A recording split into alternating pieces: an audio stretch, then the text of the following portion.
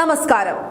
തോൽവിക്ക് കാരണം ജനങ്ങൾക്ക് മിഥ്യാബോധമുണ്ടായതുകൊണ്ടാണെന്ന വിചിത്രമായ കണ്ടുപിടുത്തവുമായി പുറത്തു വന്നിരിക്കുകയാണ് CPM കേന്ദ്ര കമ്മിറ്റിയുടെ അവലോകന രേഖ. LDF അല്ലാതെ മറ്റാരുണ്ട് എന്ന് പറഞ്ഞ് ജനങ്ങൾക്ക് മുന്നിലേക്ക് അഹങ്കാരത്തോടെ ഇറങ്ങി പുറപ്പെട്ട നേതാക്കൾക്ക് ജനങ്ങൾ നൽകിയ തിരിച്ചടിക്ക് ശേഷമാണിപ്പോൾ സ്വന്തം തെറ്റുകൾ പേരെടുത്തു പറഞ്ഞ് കേന്ദ്ര കമ്മിറ്റി വെബ്സൈറ്റിൽ രേഖകൾ പ്രസിദ്ധീകരിക്കുന്നത്. എന്നാൽ ജനങ്ങൾക്കറിയാം, പെരുമാറ്റം, നയം, വഴിവിട്ട ചെലവുകൾ, നേതാക്കളുടെ തോന്നിവാസം തുടങ്ങി തിരിച്ചടിക്കാത്തതായി ഇനി എന്താണ് ഈ ഒരു പാർട്ടിയിലുള്ളത്? സാധാരണക്കാരായ ജനങ്ങൾ വരെ ഉറപ്പിച്ചു കഴിഞ്ഞു, ഈ പാർട്ടി ഇനി ഒരു കാലത്തും ഭരണത്തിൽ കയറാൻ പോകുന്നില്ല എന്ന്. ആ സത്യം തിരിച്ചറിയാതെ പുതിയ ന്യായീകരണങ്ങളുമായി ഇറങ്ങിയിരിക്കുന്ന CPMന്റെ കൊള്ളരുതായ്മകൾക്ക് ജനങ്ങൾ ഒരു വിലയും നൽകരുത്.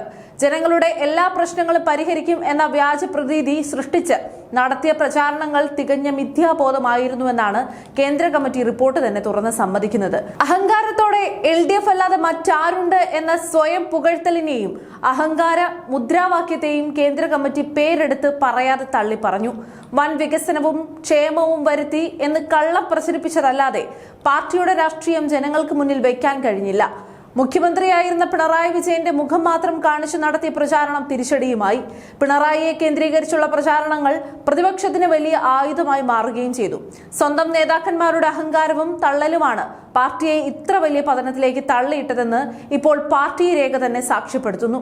കേന്ദ്ര കമ്മിറ്റി റിപ്പോർട്ടിൽ പാർട്ടി സംസ്ഥാന നേതൃത്വം കാട്ടിക്കൂട്ടിയ വൻ പാളിച്ചകൾ കൃത്യമായി അടിവരയിടുന്നുണ്ട്. 54 സിറ്റിംഗ് MLA-മാർക്ക് വീണ്ടും സീറ്റ് നൽകിയപ്പോൾ ജനപ്രിയരായ KK ശൈലജയെ മണ്ഡലം മാറ്റി മത്സരിപ്പിച്ചത് ഒതുക്കാനാണെന്ന് ജനങ്ങൾക്ക് ബോധ്യമായി. കണ്ണൂരിൽ കഴിഞ്ഞ തവണ 2 മുസ്ലിം സ്ഥാനാർത്ഥികൾ ഉണ്ടായിരുന്നെങ്കിൽ ഇത്തവണ ഒരാളെ പോലും നിർത്തിയിട്ടില്ല.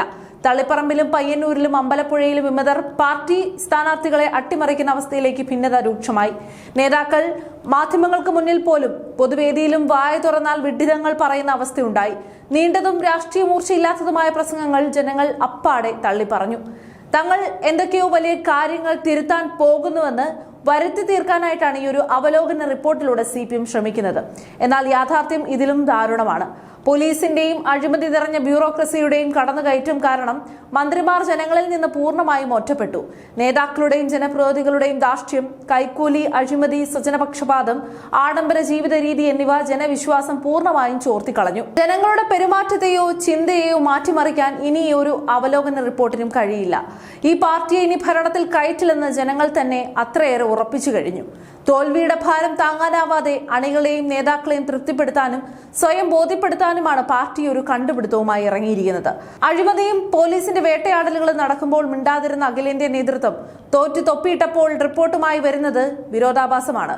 പാർട്ടി കോട്ടകളിൽ പോലും വിമതർ ഉയർന്നു വരികയും ഗൃഹസന്ദർശനത്തിന് പ്രവർത്തകർ ഇറങ്ങാതിരിക്കുകയും ചെയ്തത് അണികൾക്ക് പോലും ഈ ഭരണത്തോടുണ്ടായ അറപ്പുകൊണ്ടാണ്. എന്തൊക്കെ ന്യായങ്ങൾ നിരത്തിയാലും ജനങ്ങൾക്കിടയിൽ പോയ വിശ്വാസം ഇനി തിരിച്ചെടുക്കാൻ CPMന് സാധിക്കില്ല. LDF അല്ലാതെ മറ്റാരുണ്ട് എന്ന അഹങ്കാരവുമായി ജനങ്ങളെ വെല്ലുവിളിച്ച് CPMന് ജനങ്ങൾ നൽകിയ കനത്ത തിരിച്ചടിക്ക് ശേഷം ഇപ്പോൾ സ്വയം ന്യായീകരിക്കാൻ റിപ്പോർട്ടുകളുമായി ഇറങ്ങിയിരിക്കുകയാണ്. പെരുമാറ്റത്തിലും നയത്തിലും ആഡംബരത്തിലും തോന്നിവാസത്തിലും അതിരുകടന്ന ഈ പാർട്ടിയെ ഇനി വിശ്വസിക്കാൻ കഴിയില്ലെന്ന് കേരളത്തിലെ സാധാരണക്കാരായ ജനങ്ങൾ ഉറപ്പിച്ചു കഴിഞ്ഞു. അഹങ്കാരവും സ്വജനപക്ഷപാതവും കൊണ്ട് പാർട്ടിയെ തകർത്തവർ ഇനി എത്ര അവലോകന രേഖകൾ ഇറക്കിയാലും ഈ പാർട്ടി ഇനി ഭരണത്തിൽ കയറാൻ പോകുന്നില്ല എന്നതാണ് യാഥാർത്ഥ്യം.